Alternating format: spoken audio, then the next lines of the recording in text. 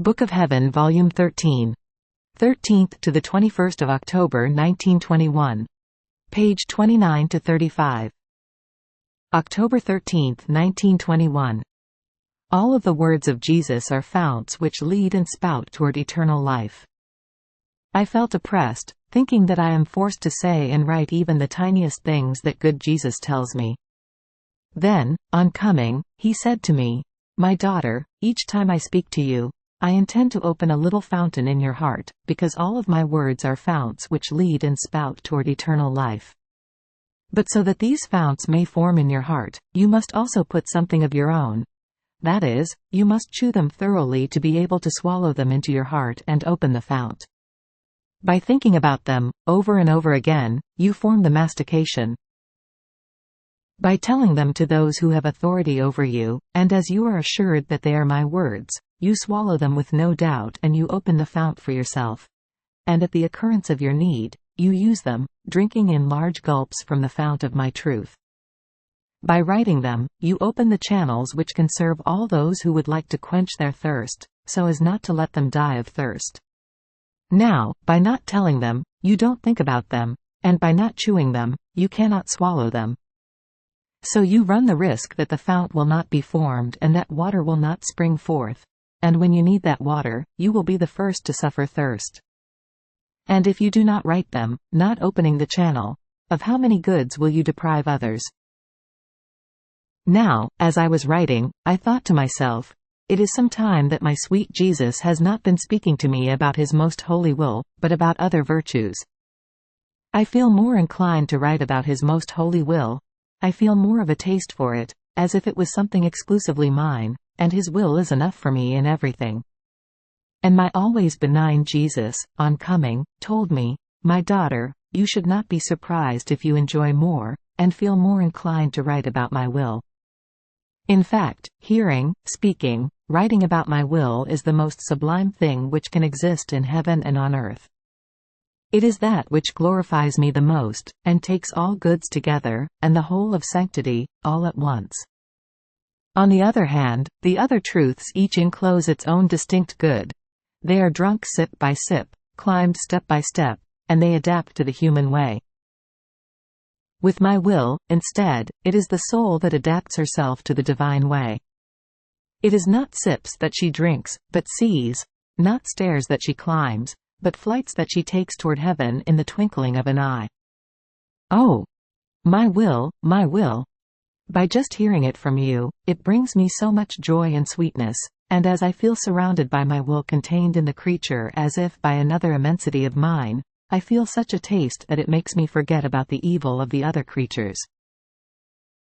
You must know that I have manifested to you great things about my will, which you have not yet chewed well and digested, in such a way as to take all the substance and form the whole mass of blood in your soul. Once you have formed all the substance, I will come back again, and I will manifest to you other things, more sublime, about my will.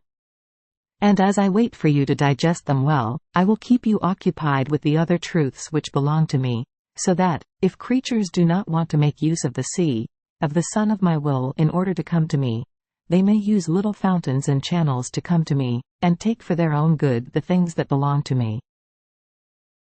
October 16, 1921. As Jesus was conceived, he made all creatures be reborn in him. As I was in my usual state, my always lovable Jesus made himself seen, showing all creatures coming out from his most holy humanity, and all tenderness. He told me, "My daughter, look at the great prodigy of the Incarnation. As I was conceived and my humanity was formed, I made all creatures be reborn in me. So, in my humanity, as they were being reborn in me, I felt each one of their distinct acts.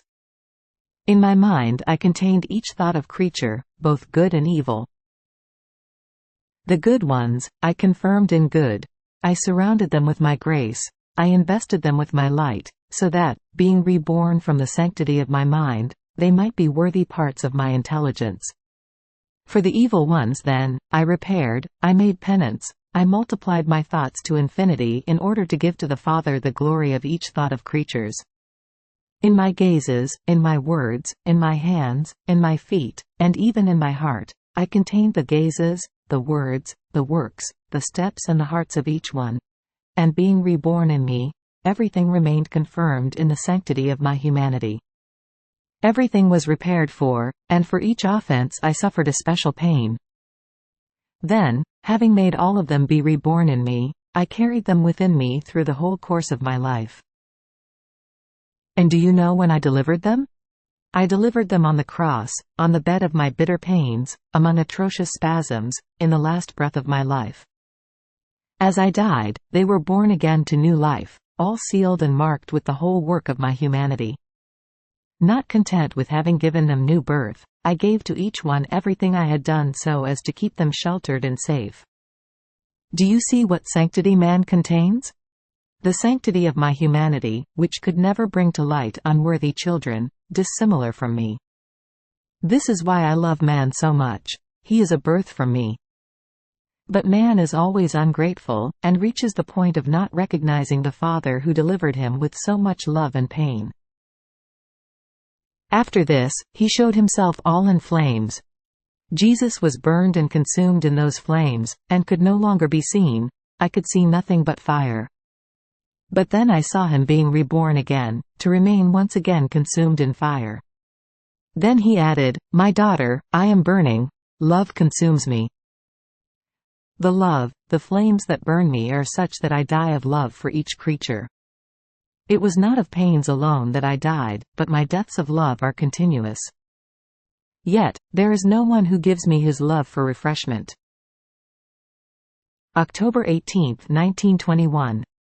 The disturbance of the soul is the night that prevents the Son of Jesus from rising. Disturbance is nothing other than lack of abandonment in God. I spent a day distracted because of a few things I heard, which it is not necessary here to say, and also a little disturbed, and as much as I tried, I could not free myself. So, for the entire day I did not see my sweet Jesus, the life of my soul, as if the disturbance were a veil which, placing itself between me and him, prevented me from being able to see him. Then, late at night, my mind, tired, calmed itself, and my lovable Jesus, as if he were waiting, made himself seen and, sorrowful, told me, "My daughter, today with your disturbance you have prevented the sun of my person from rising in you. Disturbance is cloud between me and you, which prevents the rays from descending in you. And if the rays do not descend, how can you see the sun? If you knew what it means not to let my sun rise, and what great harm this is for you and for the whole world, you would well be attentive never to trouble yourself. In fact, it is always night time for disturbed souls, and at night the sun does not rise. On the other hand, it is always daylight for the peaceful ones, and at whatever hour my sun wants to rise, the soul is always ready to receive the good of my coming. Then, disturbance is nothing other than lack of abandonment in me, and I want you so abandoned in my arms that you must not have even one thought for yourself. I will take care of everything. Do not fear. Your Jesus cannot do without taking care of you, keeping you sheltered from all. You cost me much, much have I placed in you. I alone have right over you. Therefore, if the rights are mine, the custody will be all mine. So, be at peace and do not fear.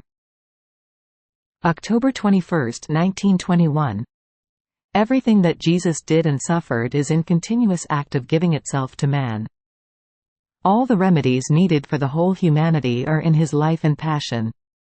I was thinking about the passion of my sweet Jesus, and upon coming, he told me, "My daughter, every time the soul thinks about my passion, remembers what I suffered, or compassionates me, she renews within herself the application of my pains. My blood rises to inundate her, and my wounds place themselves on the path to heal her if she is wounded, or to embellish her if she is healthy, as well as my merits, to enrich her. The commerce she produces is amazing. It is as if she placed on a counter everything I did and suffered, earning twice as much. In fact, everything I did and suffered is in continuous act of giving itself to man, just as the sun is in continuous act of giving light and heat to the earth. My work is not subject to exhaustion. If the soul just wants it so, and as many times as she wants, she receives the fruit of my life. So, if she remembers my passion 20, 100, 1,000 times, so many more times will she enjoy its effects. But how few are those who make a treasure of it? With all the good of my passion, one can see souls who are weak, blind, deaf, mute, crippled, living cadavers, such as to be disgusting. This, because my passion is put into oblivion. My pains, my wounds, my blood are strength which removes weaknesses, light which gives sight to the blind, tongue which loosens the tongues and opens the hearing, way which straightens the crippled, life which raises the dead. All the remedies needed for the whole humanity are in my life and passion. But the creature despises the medicine and does not care about the remedies. And so one can see, in spite of all my redemption, the state of man perishing, as though affected by an incurable consumption. But that which saddens me the most is to see religious people who tire themselves out in order to acquire doctrines, speculations, stories, but about my passion, nothing. So, many times my passion is banished from churches, from the mouth of priests. Therefore, their speech is without light, and the peoples remain more starved than before. After this, I found myself in front of a sun, and all of its rays poured upon me, penetrating inside. I felt invested in such a way as to feel I was prey to the sun. Its vibrating light prevented me from looking at it, and every time I looked, I felt a greater joy and happiness.